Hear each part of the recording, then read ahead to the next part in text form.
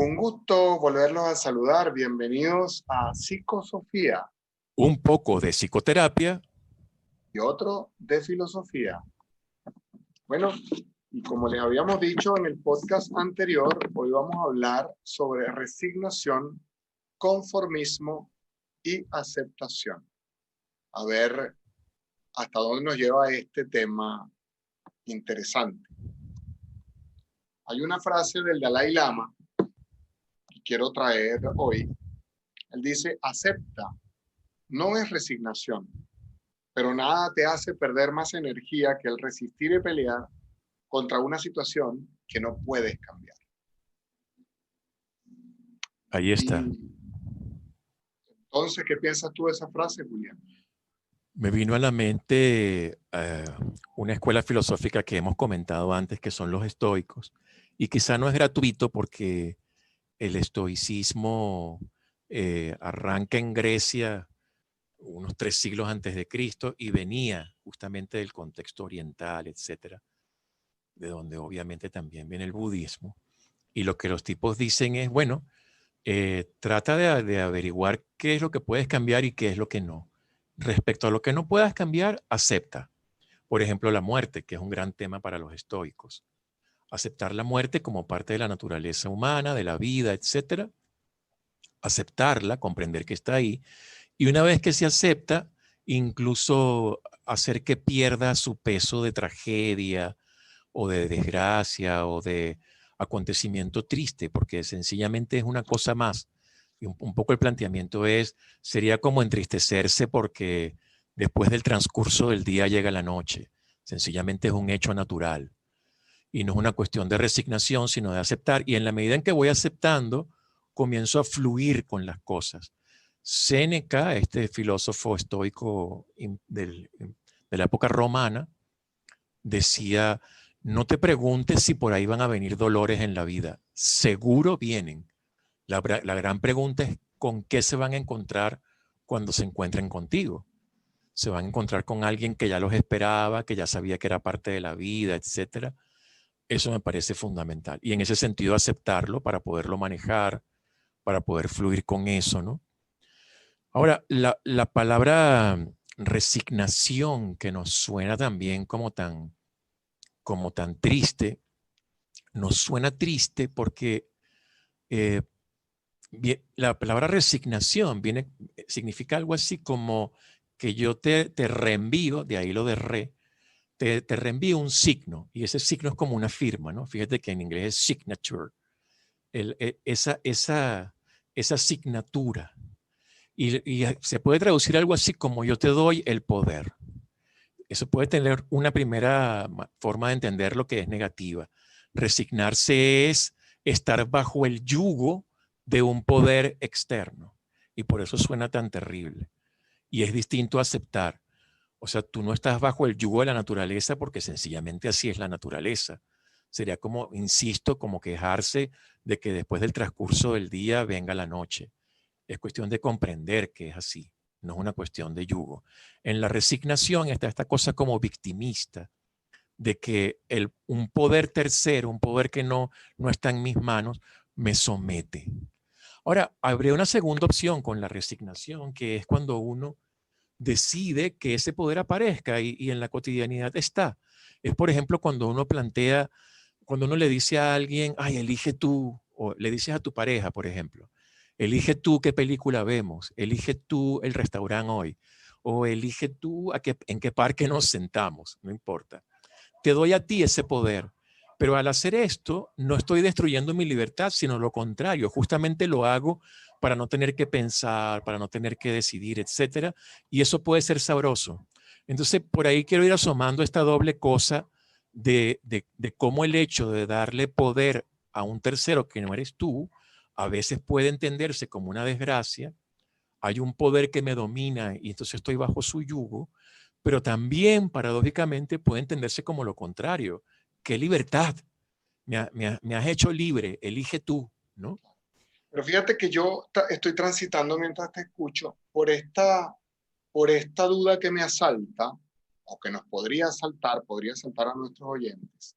Pero esto de aceptar parece que tiene que ver con también entregarle desde la libertad el poder a otro o el poder a una situación, ¿sí?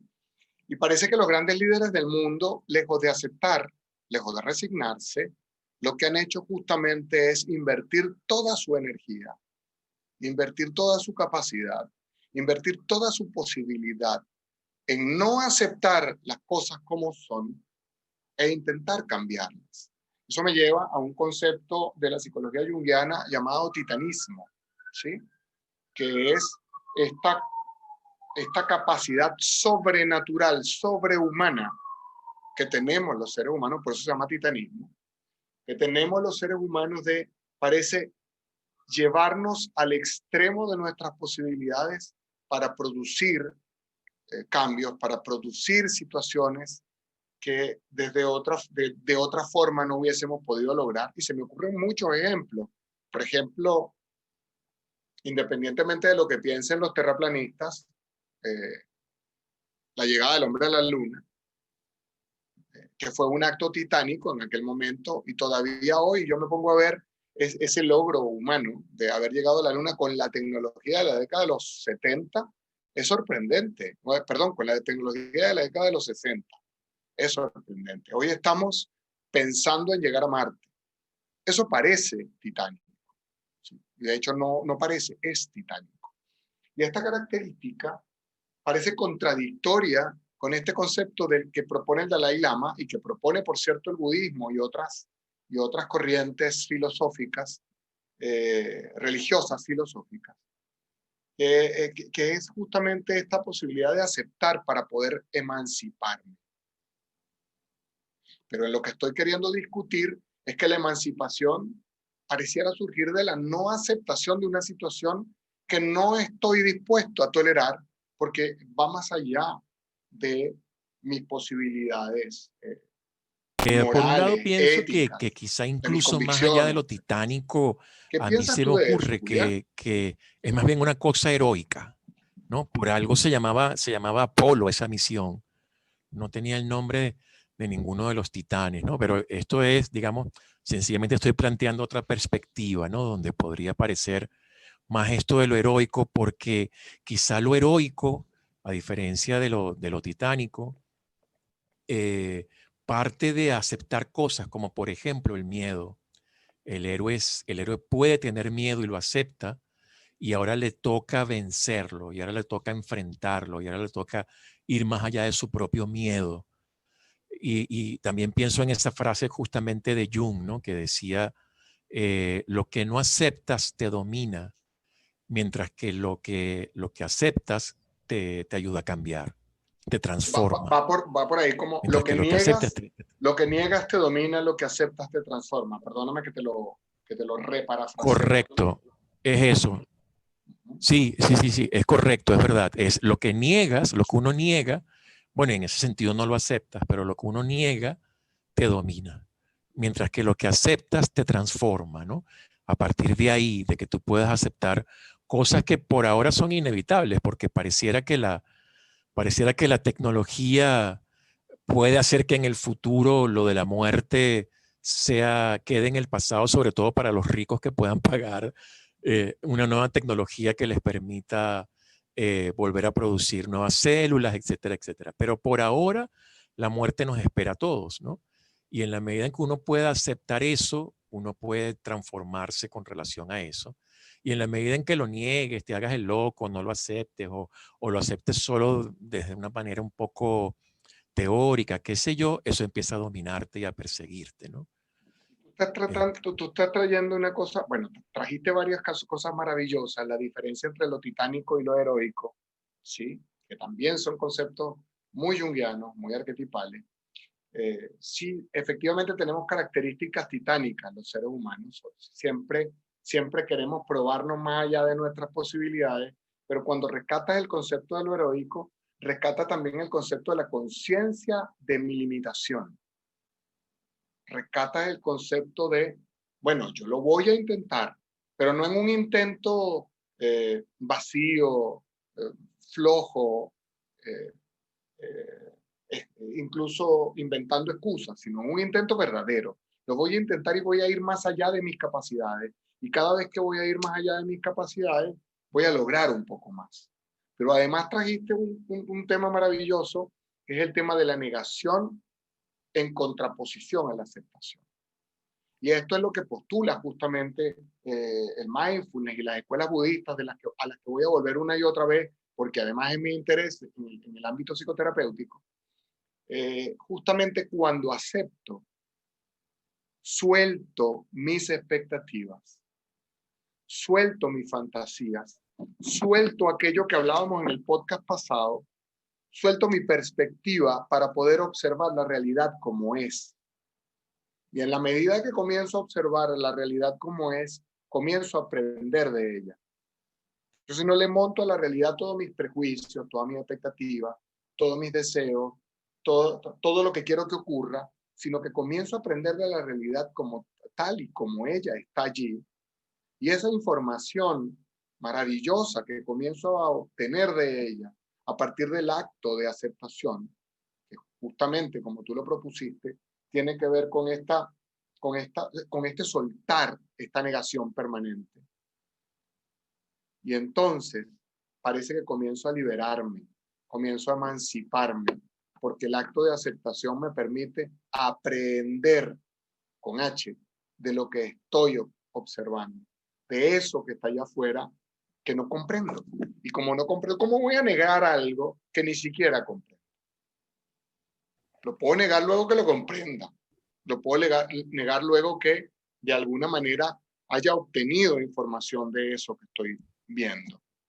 Entonces, es maravilloso eso que estás proponiendo porque la aceptación pasa por la no negación, aunque suene contradictorio. Pasa por, en la medida que siga negando esto, no voy a poder obtener nada útil.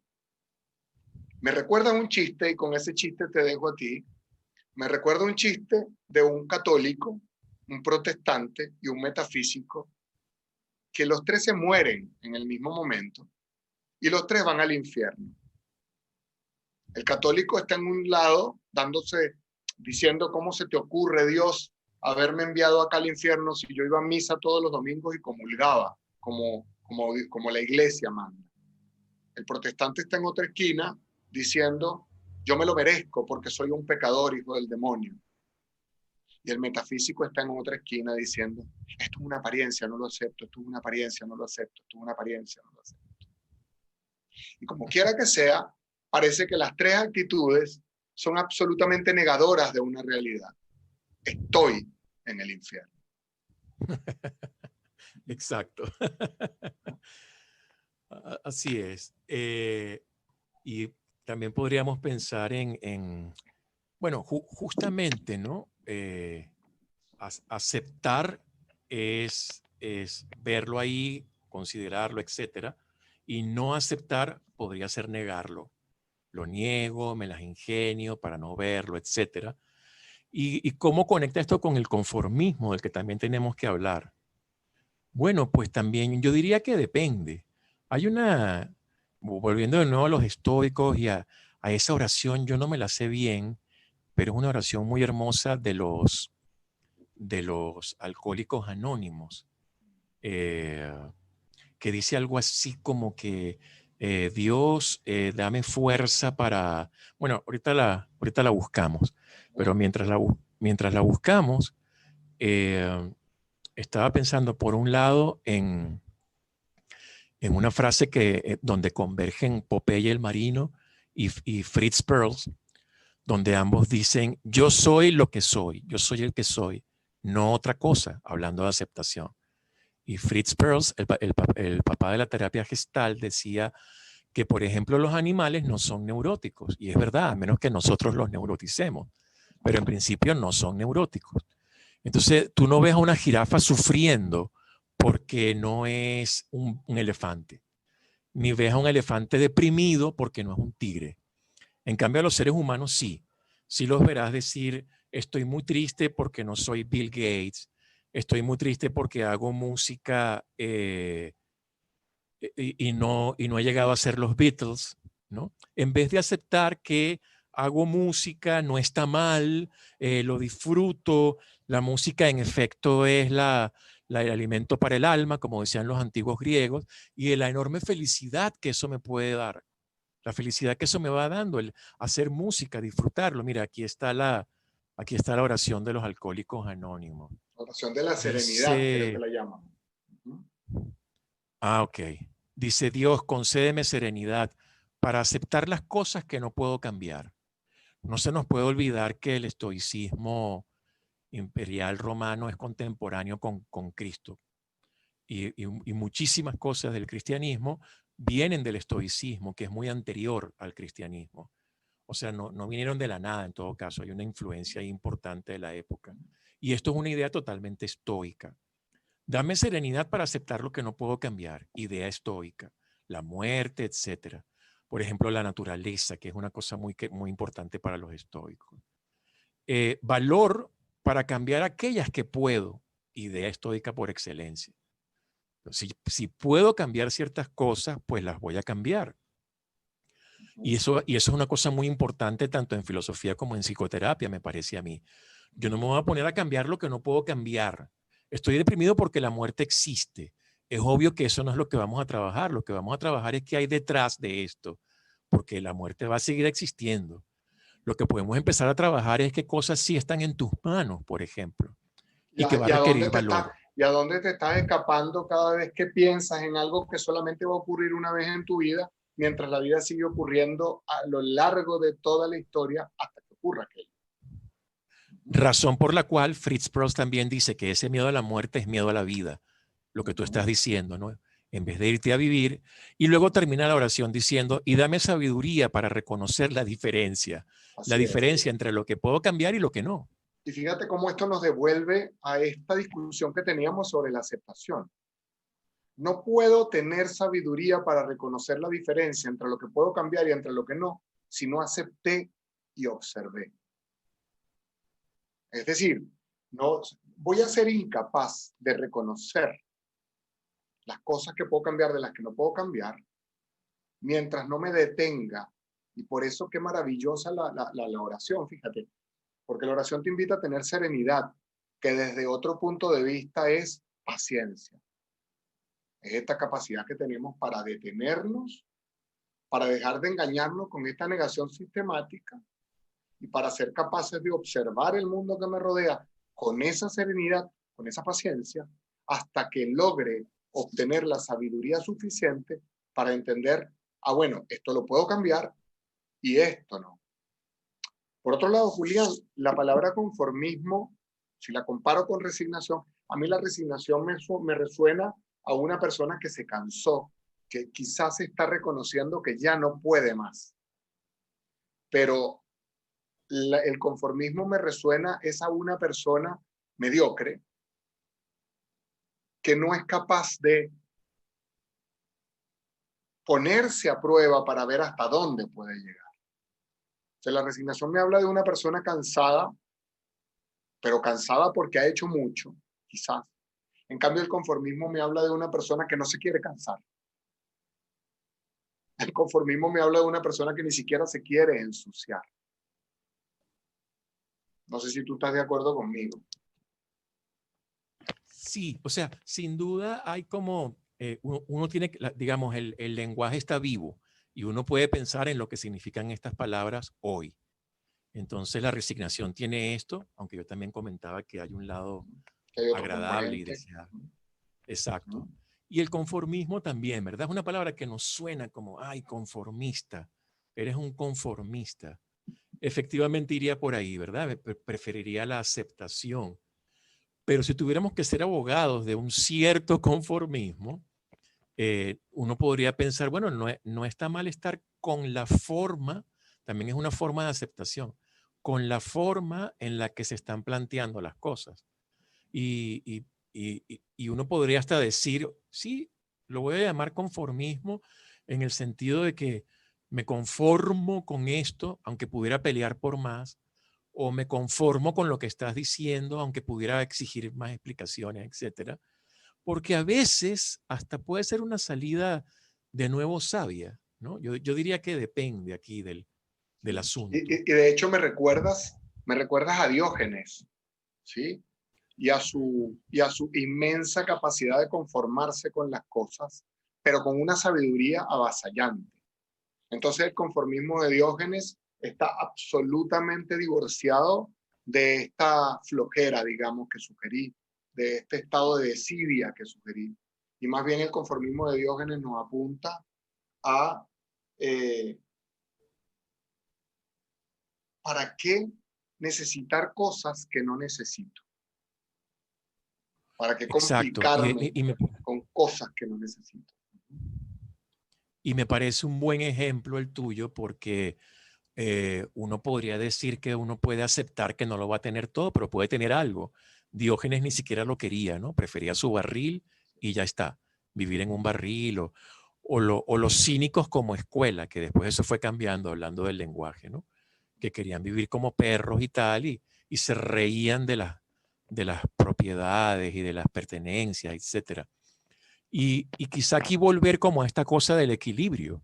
O sea, es extraño decirlo, pero puede haber un lado sano y deseable en el conformismo. Si no fuese así, no existiría la envidia que a veces podemos sentir hacia los conformistas. O sea, la envidia, ¿no? La cosa de qué paz tienen, como se conforman con tantas cosas. Ahora, no estoy diciendo que haya que llegar a ese grado de conformismo, pero sí es posible que uno pueda equilibrar el asunto. Hemos tenido algunos problemillas técnicos en este podcast.